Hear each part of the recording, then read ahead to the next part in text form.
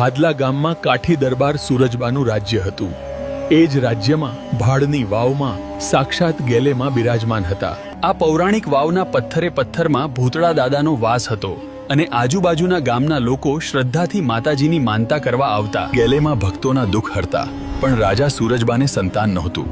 બધું જ સુખ હોવા છતાં પારણું ન બંધાતા દરબાર ખૂબ દુઃખી રહેતા. એક દિવસ સૂરજબાને વિચાર આવ્યો કે જો ગેલેમાં આખા જગતના દુઃખ ભાંગતી હોય તો મારા ઘરે કેમ ખોટ? લાવ આ વાવ પૂરી દઉં. દરબારે હુકમ કર્યો કે સવારે ગામના તમામ ગાળા ખેતરોમાં હાજર કરો. હુકમ છૂટતા જ આખા ગામ ગાળા લઈને વાવ પાસે તૈયાર થઈ ગયું. દરબારે આદેશ આપ્યો, પાણાખાંડમાંથી પથ્થરો ભરો અને આ વાવ પૂરી દો. ત્યાં કોઈ દેવ ધર્મ નથી, એ તો ખાલી લોકોની વાતો છે. પથ્થરો ભરીને વાવ પુરાવવાનું શરૂ થયું.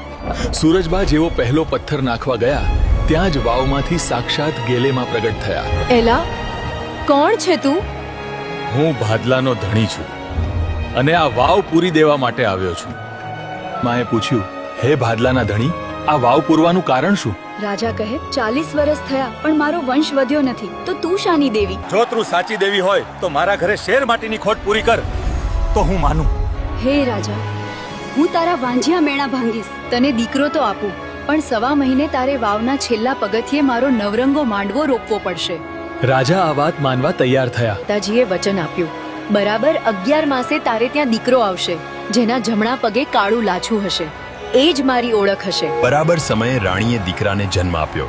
ખુશીઓ છવાઈ ગઈ, પણ દીકરો 1.25 મહિનાનો થયો ત્યારે દરબાર પોતાનું વચન ભૂલી ગયા. માં ગેલે સામે ચાલીને દરબારના મહેલે ગયા અને વચન યાદ અપાવ્યું, પણ રાજાએ બહાનું કાઢ્યું, દીકરો હજુ નાનો છે. આમ વર્ષો વીત્યા. દીકરો 21 વર્ષનો થયો, પણ દરબારે માંડવો ન નાખ્યો. રાજાએ વચન તોડ્યું એટલે ગેલેમાં તેમની બહેન બહુચરમાં પાસે શંખલપુર ગયા. બહુચરમાં કુકડે સવાર થઈ ભાદલા ગામ પહોંચ્યા. રાત્રે જેવો રાજકુમાર ઓરડામાં ગયો, બહુચરમાની શક્તિથી તે તાળીઓ પાડવા માંડ્યો અને સ્ત્રીના વસ્ત્રો પહેરી ગરબા ગાવા લાગ્યો. દરબારને પોતાની ભૂલ સમજાઈ. તેઓ તરત જ ભુવાજી સાથે ગેલેમાની વાવ પર દોડી ગયા અને 2 હાથ જોડી માફી માંગી. માતાજીએ કહ્યું, હવે 33 દિવસનો માંડવો નાખ, અને જ્યારે હું પ્યાલો પીશ ત્યારે જ તારો દીકરો સાજો થશે. દરબારે ભવ્ય માંડવો નાખ્યો. માતાજીએ પ્રસન્ન થઈ પ્યાલો પીધો અને દીકરો પહેલા જેવો થઈ ગયો. આવા પરચાધારી છે ગેલેમાં.